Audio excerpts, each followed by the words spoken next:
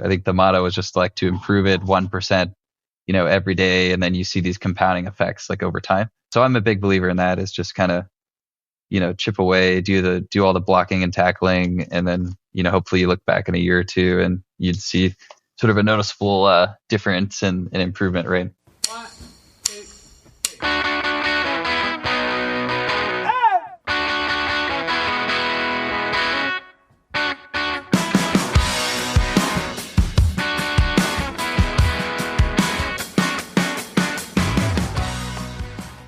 Some entrepreneurs start a business and then grow a business. Other entrepreneurs buy a business and then grow the business. Today, we're talking to Cody Agee about how he bought a small business in agriculture. The Modern Acre is the podcast for builders in ag who think differently. If you'd like to dig deeper with the Modern Acre, check out our membership community, the Modern Acre Co-op. The Modern Acre podcast is presented by Corteva Agriscience. Corteva Agriscience is a global pure-play agriculture company that combines industry-leading innovation, high-touch customer engagement, and operational execution to profitably deliver solutions for the world's most pressing agriculture challenges. I am so excited for this conversation, guys. Tim and I have been fascinated by the world of entrepreneurship through acquisition, also known as ETA. This whole idea that instead of going to corporate America or instead of doing your own startup, there's another path for people that are entrepreneurial, and that is to buy a profitable small business and then build it from there. It's a really fascinating niche of business that Tim and I have gone down the rabbit hole on. And today we're talking to someone who's done this. Cody quit his job to search for a business. We dig into how he did that and how do you even go about doing that? What does that look like? Buying a business, how do you finance it? And then once you get the business, what happens? How has he transitioned and helped grow the business? So he bought a dairy testing laboratory, and we dig into all the details here. So this was so much fun. I hope for those of you who haven't heard about entrepreneurship through acquisition, that this is really enlightening to understand this area of business. And for those that are interested, it's really cool to see him jump into ag in this capacity. So you guys are going to love this conversation. Hope you enjoy it. Let's jump in with what's top of mind for Cody. So you guys briefly asked this before the show. I started thinking and probably landed on something we're working on at our business right now. So we're implementing a lab software. And so our business historically has been paper-based, working out of Excel, or maybe some things are computer-based, but a bit more sort of like legacy systems. And now we're kind of moving to a sort of like a cloud-based lab software that'll help us do dozens of things, quicker, faster, better. So that's something we're working on and we're excited for. So the digital transformation is underway. Excited to get into your business. But before we get into that, Cody, maybe let's learn a little bit more about your story and what led you into agriculture. Best to start chronologically, I suppose. So, I grew up in Southern California. I was raised around a family that was in the construction business. And so, just kind of grew up going out to job sites on the weekend and, high school summers, working on houses and that sort of thing. The construction, I guess, in particular that my dad was doing was sort of like high end, custom homes. And so you'd see these like really nice houses. And so I'd ask my dad, like, well, what do these people do to, afford to like build such a nice home and that sort of thing. And so that sort of just led me down this path of wanting to get an education and build sort of like a skill set in business, I guess you could call it. So I ended up studying kind of finance at a liberal arts college in Oregon called Linfield. And then after that, found my way back, all the way in New York City, working in sort of like the Wall Street finance, kind of like mergers and acquisitions kind of world. And I did that for most of my 20s. And then at some point came across this idea of, I'm helping all these other people sort of like buy and sell businesses. Why don't I do that, for myself? Because I kind of roughly sort of have it figured out now. So I left left doing that and started searching to buy my own business full time. And I wanted to get a bit closer to home and back to family. So I came back to California and I spent about a year looking to, to acquire a business that I'd acquire and then run myself. Okay, I'm going to interrupt you, Cody, because this is awesome. Tim and I have been super fascinated by this whole world of, search and entrepreneurship through acquisition. I think a lot of people don't know what this is. So maybe people are listening to me and like, wait, what is this guy talking about? He searched for a year to buy a business. So tell us more about like, what is this process, search, and like, how did you even think to go about doing this? Yeah, no, sorry. Yeah, so that's a good question. So I guess you could think about it more of, if you wanted to, to pursue entrepreneurship, I think most people would think about it like, okay, well, I got to come up with an idea and then, go find a customer and then, provide a service. And then if I'm doing well, maybe I hire somebody and then you kind of grow that way. I'd come across a former colleague who basically had also, like kind of before me, actually left the job I was working at to go look full time to buy a business basically. And I guess long story short, kind of how it works, I guess, is you find a business that's been around for a while, it's profitable. Ideally, sort of you have a seller who's maybe looking to retire and they want to, don't have kids to pass the business onto, and so they need sort of a natural transition plan. And then here you come, kind of interested to run a business. Maybe you don't have a great sort of idea, and so it kind of enables you to be an entrepreneur without having to spend 10 or 20 years kind of building it from scratch. You kind of, people like to say, I guess, instead of going from 0 to 1, you want to buy something and take it from 1 to 2. Okay, so you have this idea of, I'm going to go search to acquire a business. You said it took a year, and like, walk us through that process. What does that look like? How are you trying to find these businesses? And also, were you thinking about agriculture specifically or not necessarily?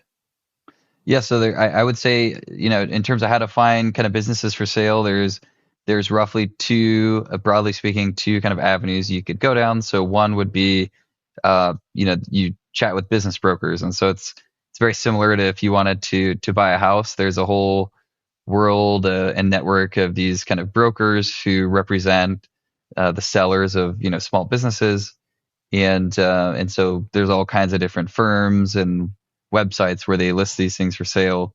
That's how actually I found the business I ended up buying. And then you can obviously just reach out cold, right, to business owners as well and kind of gauge their interest perhaps and see if they thought about selling their business. So that's roughly like the two ways to approach it. And so I chose to do that, like I mentioned, quit my job and just full time sort of spent, working on that. And I wasn't necessarily looking, in ag in particular, but it's obviously, an interesting industry. I approached looking, buying a business, sort of through a lens of like certain characteristics, right? Where you want it to be kind of, a profitable business. It sort of has, a reason to exist. It's been around a long time.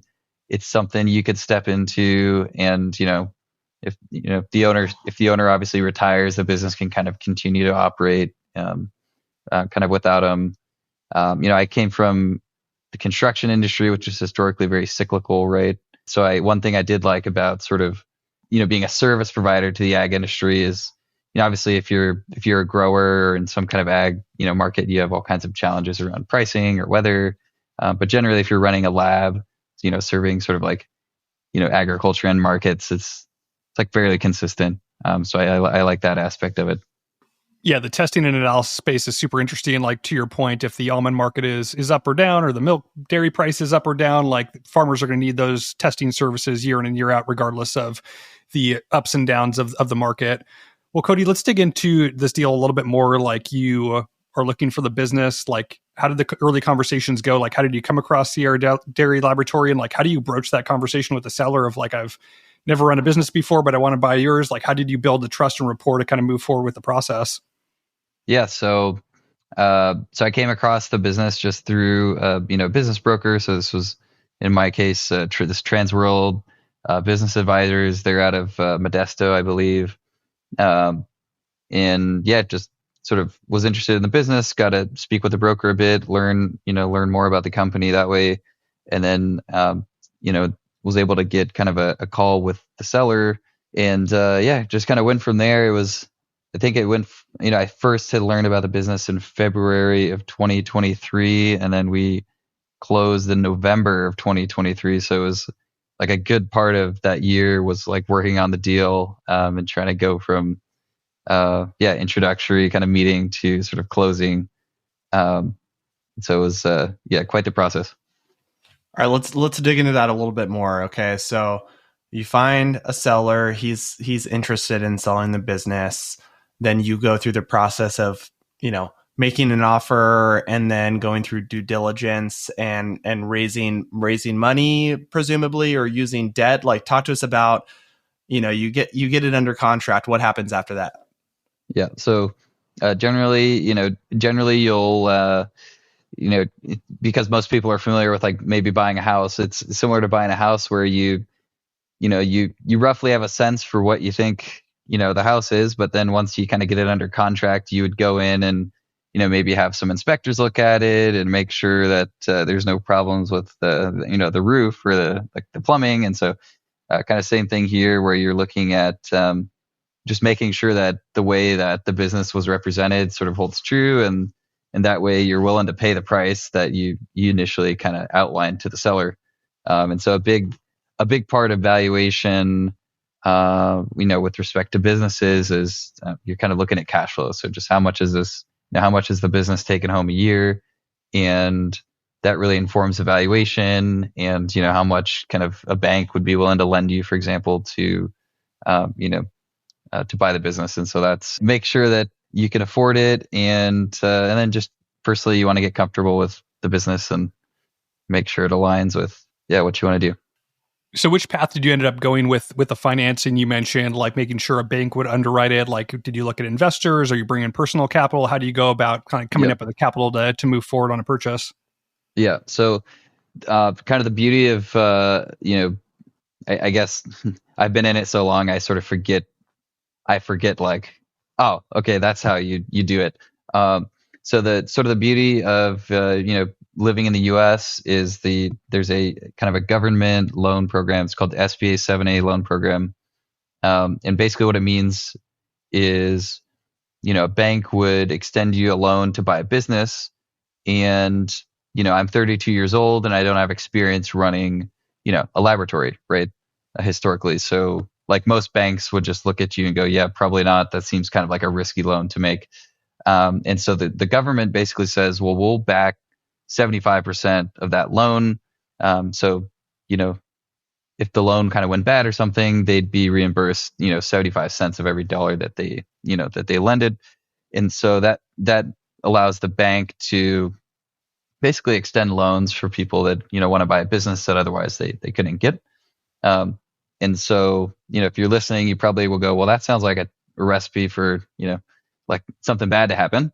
But actually, historically, the default rates on these loans are very, kind of very low, depending on how you cut data and stuff. It's, in the 2, 3, 5% kind of range. So anyways, yeah. So in my instance, majority of the purchase was just financed through this SBA 7A loan program.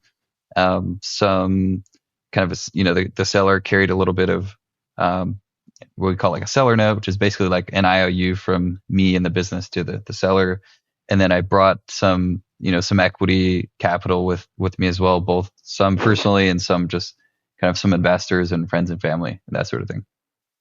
So you alluded to it a little bit, Cody, but I think it would be helpful for our audience to talk about what you're looking for. How are you evaluating these businesses? You mentioned it's been around for a long time, consistent cash flows. Can you kind of elaborate a little bit more of what you're looking for, and how Sierra Dairy hit some of those, or maybe some of the areas that maybe it didn't, but we think you thought you could improve? Yep.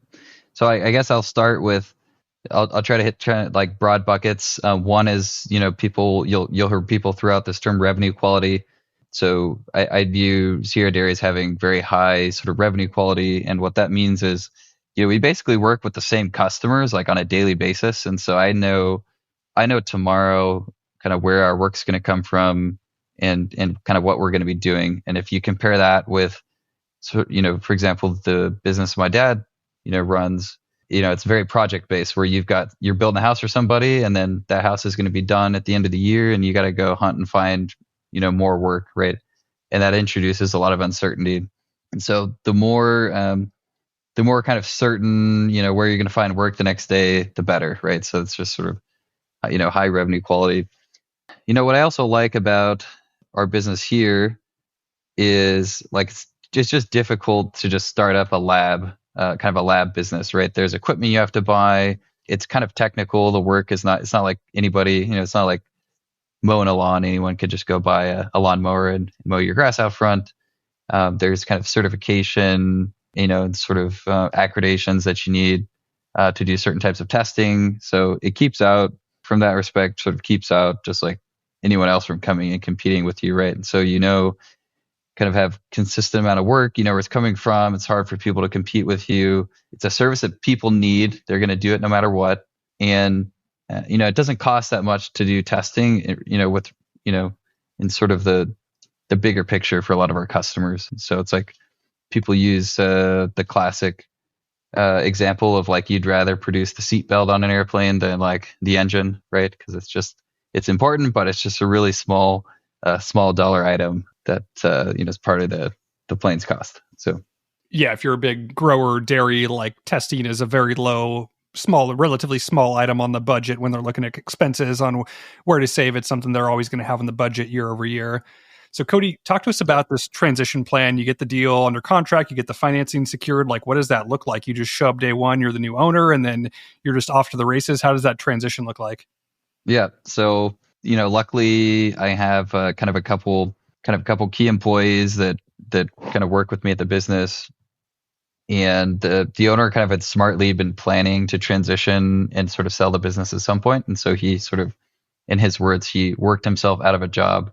And so, when you're looking at buying a business, every owner will tell you like, oh, I don't do much. I just kind of, do some things here and there. But for the most part, people who run businesses are very involved in a lot of the different kind of aspects of it. Kind of luckily with this one, it ended up being true where he pretty much just could come in and, sort of check on things. But otherwise that was the extent of his kind of day-to-day, role. And so luckily it's pretty smooth, right? Just because I came in and I didn't have to, there weren't like shoes to fill necessarily, which was sort of by design. And then, the goal has just been, not to break anything basically. So just sort of stay out of the way and be helpful where I can and kind of learn the business. So. Boy, does this resonate, right? I just stepped into a CEO seat of a small business and learning how it operates, right? And there's so much complexity. You got to understand the people, you got to understand the product, how everything works together. So it's definitely a lot of listening. I've used the analogy drinking from a fire hose like daily, I think, since starting the company. And for you, you're learning a new industry too, agriculture. So tell us a little bit about you learning kind of the industry. This is a podcast all about ag and business and ag. Yep. So like you've probably did a lot of listening. Like what have you learned about the ag industry that you didn't expect maybe? So I came from, we're living in Manhattan and, working in finance to obviously kind of, working and living in the Central Valley here. I guess just the scope of how big ag is and how many different types of, industries there are. For example, I went to, there's this California Citrus Association. I believe it had like an annual kind of event last week that I attended. And so you could just, that's just one little segment of the ag industry, and then there's dairy, right? And then there's the almond and the pistachio, and so I'd say just you get if you're not in ag, you just kind of assume that food just shows up on the shelves, just like like you assume your cell phone works or the internet works or something, but it all comes from somewhere. So it's been cool to kind of, for example, I've been in sort of like a dairy plant, and they're walking me through the kind of where they're like literally making the milk that like this is the 3-pack and we're shipping this to Costco right now, like kind of thing. So it's, right in front of your face. You kind of see how these things come together. And then, yeah, maybe like dairy and, in particular, I think if you read like a lot of mainstream sort of like newspapers or something, they'd tell you like, oh, this is, a dying industry, or like dairy is bad for you, or like something like that. And so but the more kind of I learned about the industry and kind of got under the hood, so to speak, I think that a lot of that's like a bit misleading, perhaps. So yeah, so it's been good so far. Cody, let's dive into the business a little bit more. Dairy testing lab, like what exactly are you doing? What kind of tests are you analyzing? Is this something that's happening annually, weekly? Like what's the business model and what's that look like? Yep. So I would say basically 90% of our business is dairy. We also do some water testing. And so, you basically could bucket the dairy testing we do into two broad buckets. One is we're doing microbiology testing. So we're looking at, pretty much like how clean milk is that's, getting produced by sort of all the, the dairy farmers here in the valley. And so you're looking at, basically plating it on petri dishes, and then you're trying to isolate for certain bacteria and see kind of, how much bacteria is growing. And, farmers can help have clean milk just by running kind of like clean dairy operations. So if a cow's not stepping in, feces, for example, like that's going to result in a better kind of quality of milk and, less sort of bacteria, for example. So it's roughly a gauge for milk quality. And so that's something that we, a lot of companies sort of outsource to us that we help with. And then the second piece of it is we do basically component analysis, where you're looking at, it could be either milk or any, other kind of dairy products. And you're looking at, okay, what's the fat content? What's the protein content? Et cetera. And so a lot of, we work with a lot of big dairy plants, calf ranches, all kinds of different, sort of companies in the dairy industry that we help out with. Cody, there's this like joke that I've heard within the ETA space of, it's all these like newly minted MBAs that think, oh man, I'm just going to go acquire a business and I'm going to replace the fax machine. And, we're going to just all of a sudden start printing more money. Yep. In reality, I am confident that that's not the case. But what have you done? You've been there, you're doing a lot of listening, learning, trying not to break anything. What have been the first few things that you have done that you've thought of, hey, this is areas we can help grow the business? What are the top things you've been focusing on?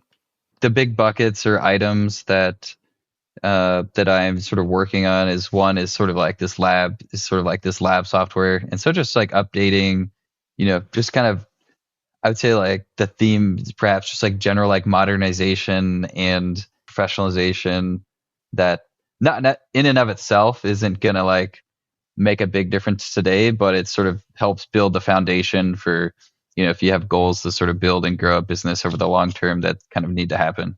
So I think that's been kind of one theme that you're sort of slowly working on, right? And you just chip away like at it. Like we didn't have a website before, so and like a website in and of itself isn't like that big of a deal, but people want to learn more about your company. They need a place to just go and take a peek, right? So it's that. It makes me think of this. I believe it's Atomic Habits. I was reading about this like British cycling team, and they brought it.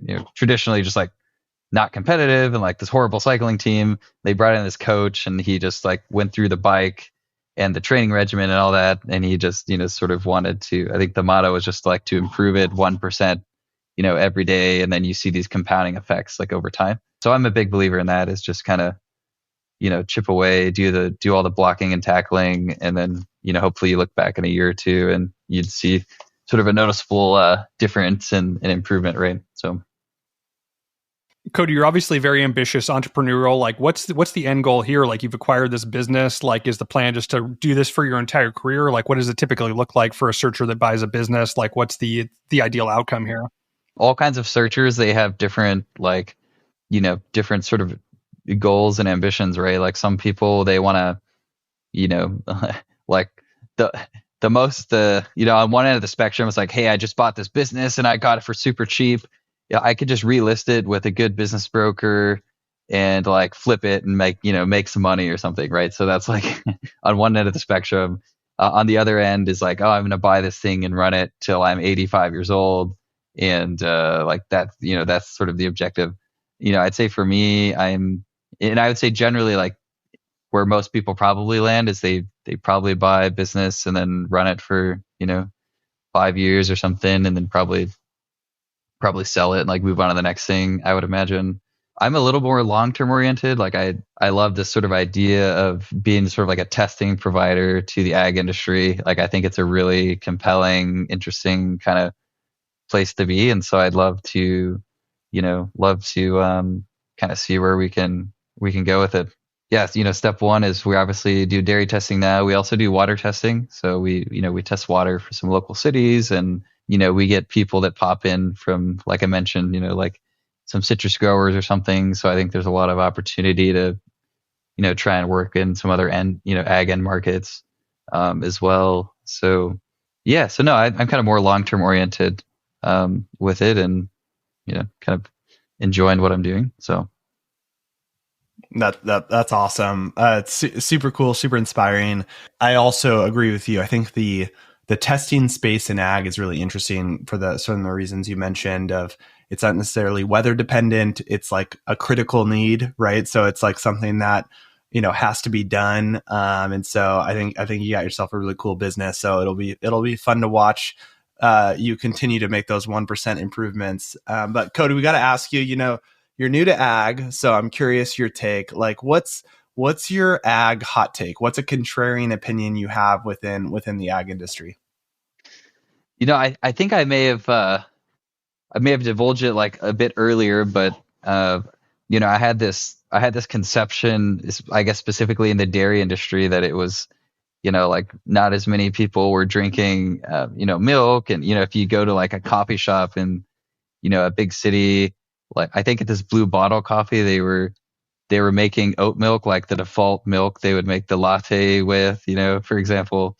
And so when I started learning about this business and sort of in the dairy industry, I was surprised to see that people are actually consuming more dairy, kind of like more pounds of dairy, like per person today than they ever have, like, since they've tracked this, like, over the course of 50 years, which is totally, at least from the world I was coming from, just not something that, I would have bet on. So, it was obviously good for the business, because you're like, okay, well, more and more people are consuming dairy. It's got to come from somewhere, and you got to, it's going to be testing services for it. So that was something good to learn. So.